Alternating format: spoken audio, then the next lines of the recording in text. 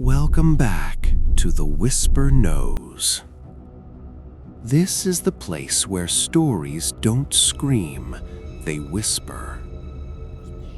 Tonight's question is simple, and once you hear it, you won't be able to unhear it. What if it's true that your dreams are someone's reality?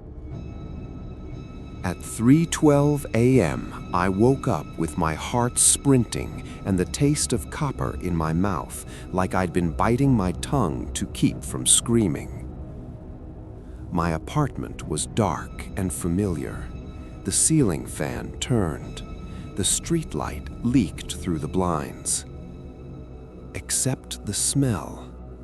Damp concrete, cold metal, a basement that never sees sunlight. I'm Jonah. I live alone above a bakery in a city that forgets how to be quiet. I don't believe in omens. I don't keep dream journals. I'm the kind of person who laughs at paranormal podcasts until the laugh dies in my throat. Because that night, I didn't have a nightmare. I visited a place. A hallway that wasn't mine. Wallpaper peeled in pale strips like shedding skin. A single bulb buzzed overhead, flickering in time with my breathing, as if the building was counting me. The air felt thick and wrong. At the end stood a door painted black. The paint was worn thin around the handle, raw wood showing through, as if countless hands had tried and failed to open it. Behind me, water dripped, slow, patient, like a clock. Then came the knock.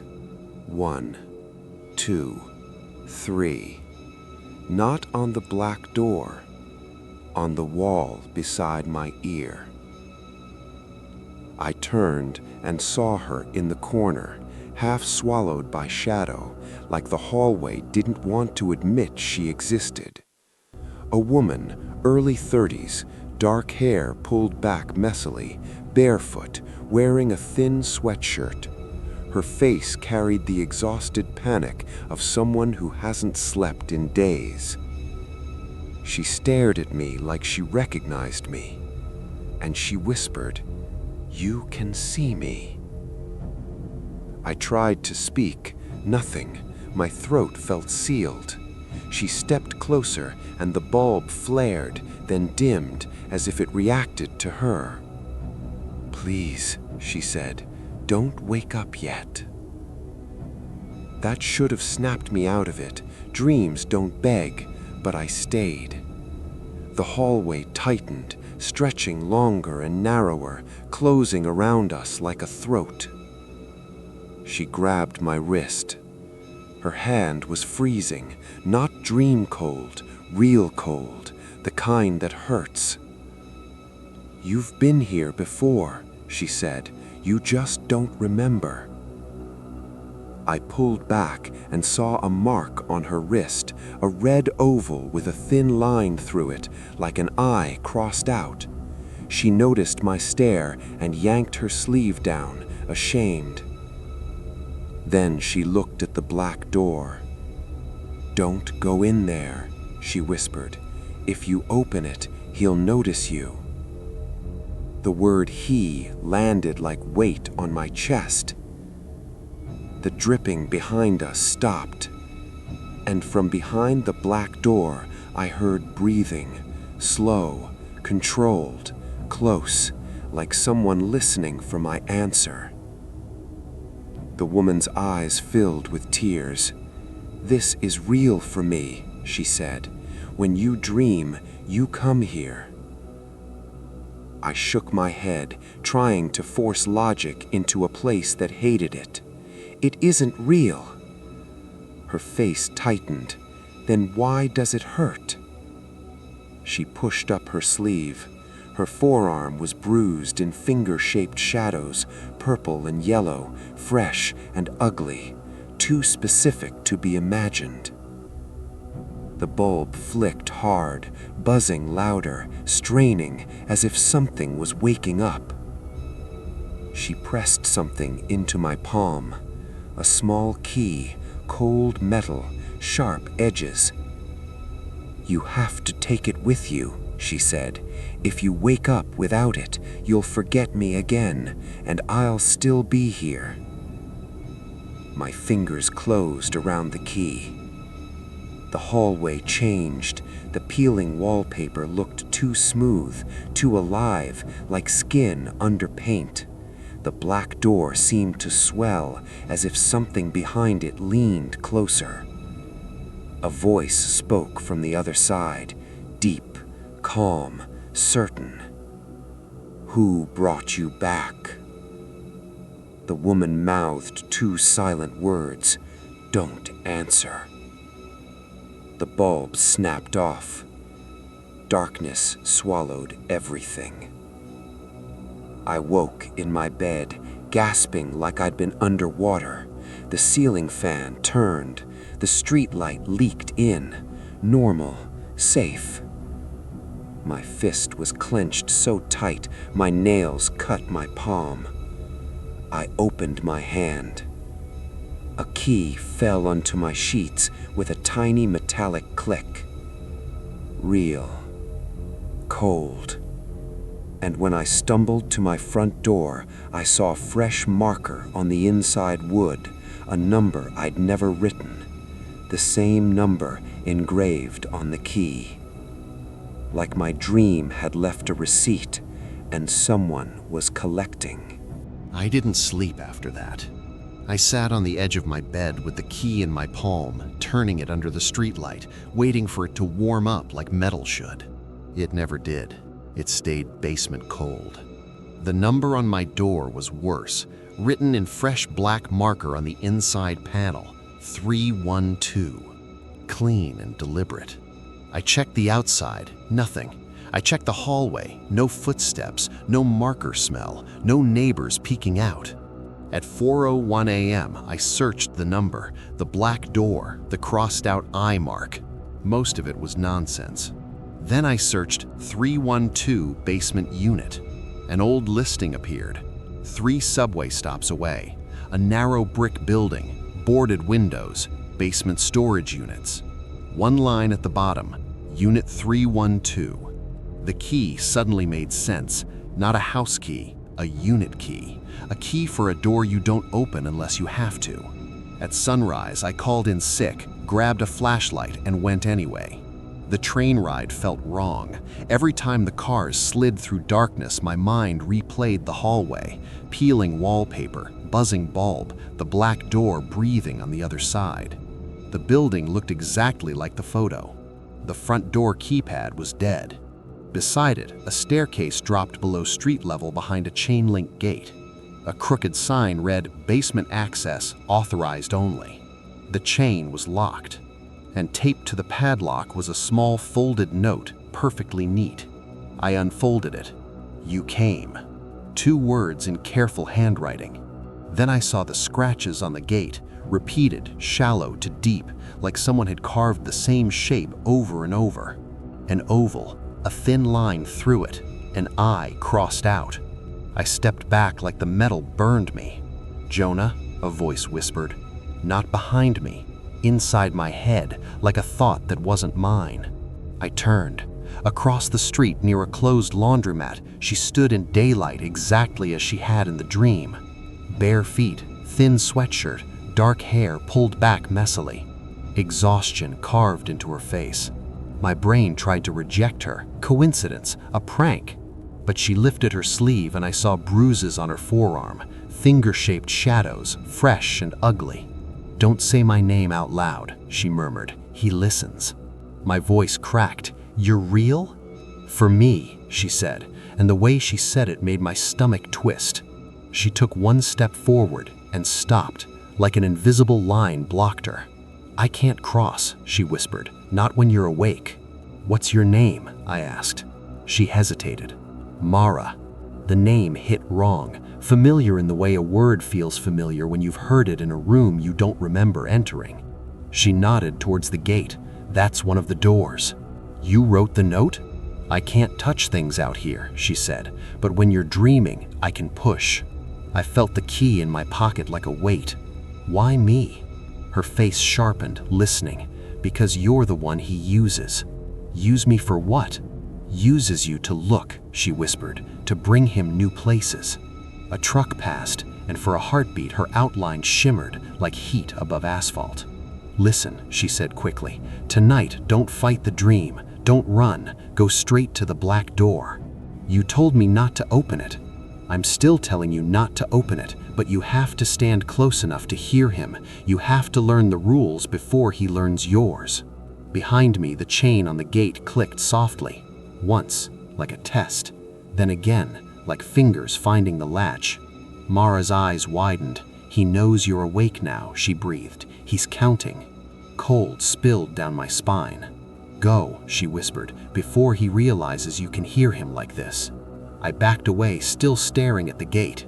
It didn't move, but the air around it felt hungry. Mara held my gaze. Tonight, she said, he'll make sure you come back.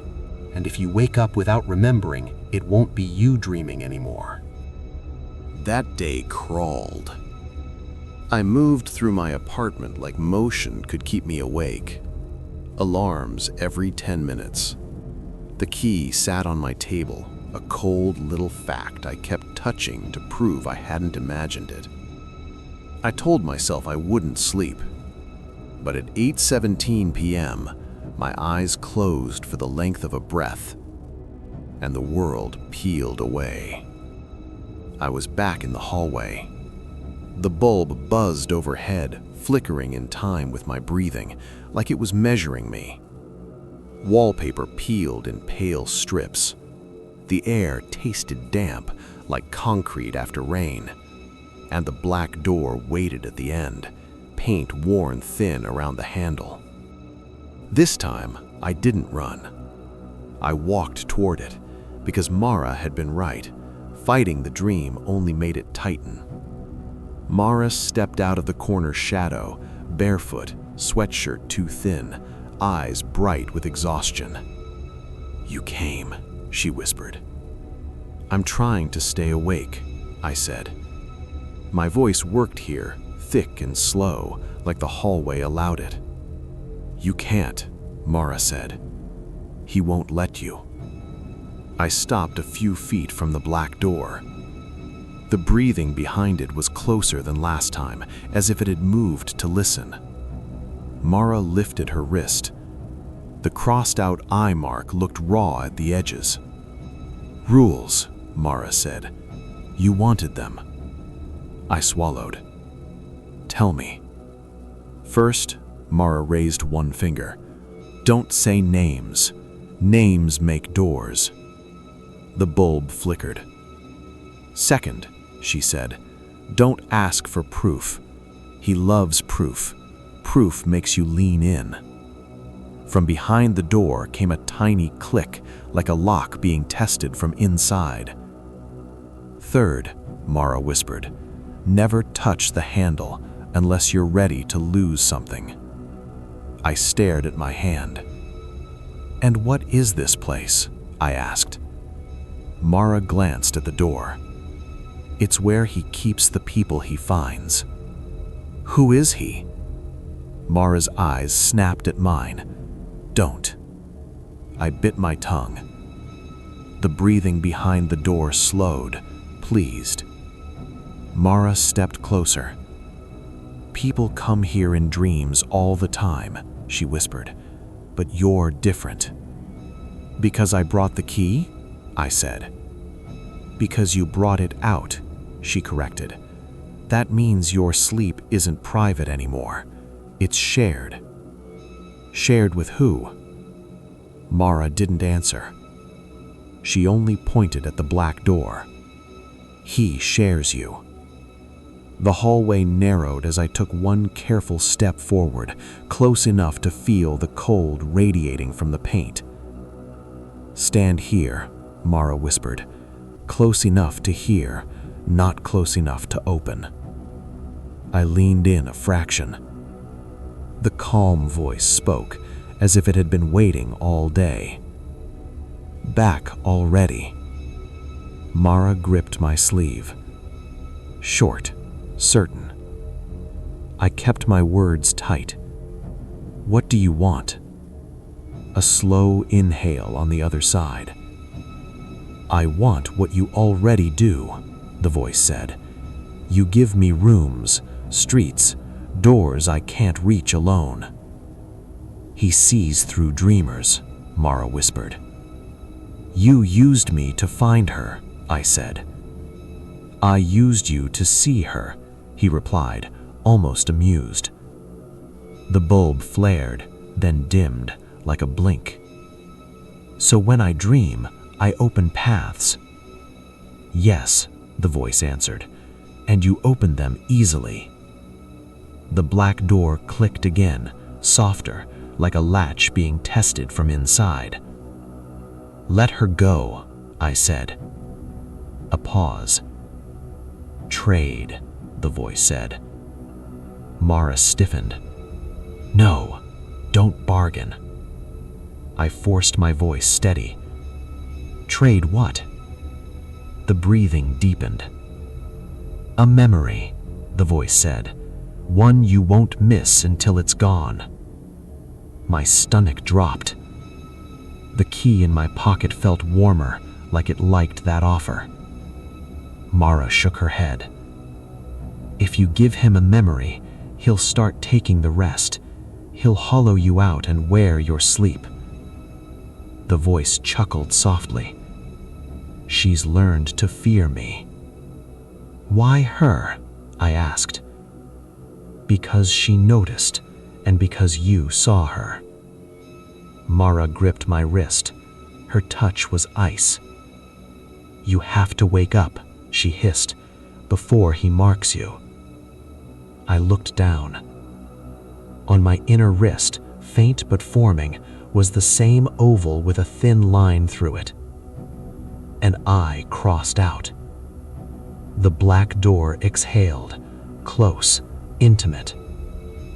Now, the voice whispered, you belong to the dream that belongs to me. The bulb buzzed violently. The hallway lurched. Mara's face crumpled. Jonah, wake up! I tried. I couldn't. Because the door handle began to turn by itself, slowly, carefully, like someone on the other side had finally earned permission. The handle turned a fraction, then paused, like it was waiting for me to do the last part. A name, a yes, a permission that sounded like surrender. Mara squeezed my wrist. Don't look at it, she whispered. Look at me.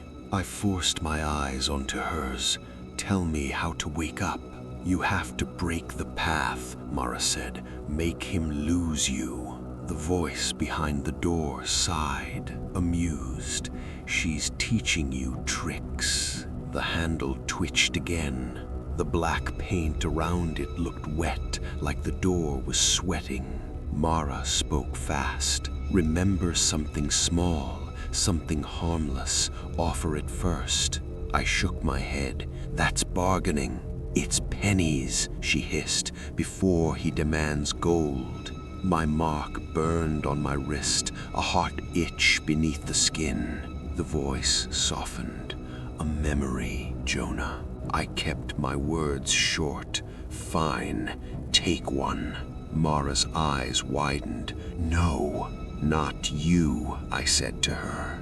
I closed my eyes and grabbed the first harmless thing I could find, the smell of cinnamon from the bakery downstairs, the warmth of early mornings, the comfort of pretending my life was simple. Take that, I said. Silence. Then laughter, quiet and pleased, cute. The hallway tilted. For a second, I couldn't remember why cinnamon mattered, only that it used to. I reached for the feeling again and found a blank space, like a shelf that had always been empty. Mara's face pinched with grief. He took it, and the worst part was how quickly my brain tried to accept the loss, like it wanted to be lighter, even if it meant being less. More, the voice said. My jaw clenched. No, then she stays. Mara's shoulders trembled. He'll keep asking, she whispered, until you're empty. I leaned close to the door without touching it. What happens if it opens? You'll see where I live, the voice said, almost tender. Mara shook her head. If you see it, it sees you back, fully. The handle turned again, farther. A thin seam of darkness appeared along the edge, and cold air breathed out like the room had lungs. Mara's gaze flicked to my pocket. The key, she said. Use it. I pulled it out. The metal was warmer now, almost body warm. It doesn't fit, I whispered. Not the door, Mara said. Your mark. She pressed the key's teeth against the fresh symbol on my wrist. Pain flashed, real and sharp, and the hallway shuddered. From behind the door, the voice dropped to a hiss. Don't! Mara's eyes locked on mine. Say it, she whispered, short, certain. I forced the words out, clean and hard. I am not yours. The key bit deeper. The mark burned. The wallpaper rippled as if something under it tried to crawl out. The door handle snapped back. The seam of darkness closed. The bulb died. For a heartbeat, there was nothing. No hallway, no door, no voice. Then I jolted upright in my bed, choking on air. Morning light spilled through my blinds. My phone buzzed. Normal sounds, safe sounds. My wrist ached. The mark was still there, faint crossed-out eye, like a bruise that remembered. I stumbled to my door. The number 312 was still written inside it, and taped beneath it, neatly centered, was a new note. One more. The paper smelled faintly of damp concrete, as if it had been pressed against the inside of a wall. I touched it and felt that same wrong cold sink into my fingertip. I ran to the window. Across the street, near the laundromat, the woman from my dreams stood barefoot in the pale daylight. Mara. She raised her sleeve. The bruises were darker now, but when she looked up, she wasn't looking at me. She was looking past me, into my apartment, like someone behind my eyes was staring back. And in the silence between my breaths, I heard it again, faint and patient, as if it had followed me home. Trade. This has been The Whisper Knows, and if you wake up with a memory missing, don't blame stress. Somewhere, someone is living the dream you just paid for. Good night. Subscribe if you dare to listen.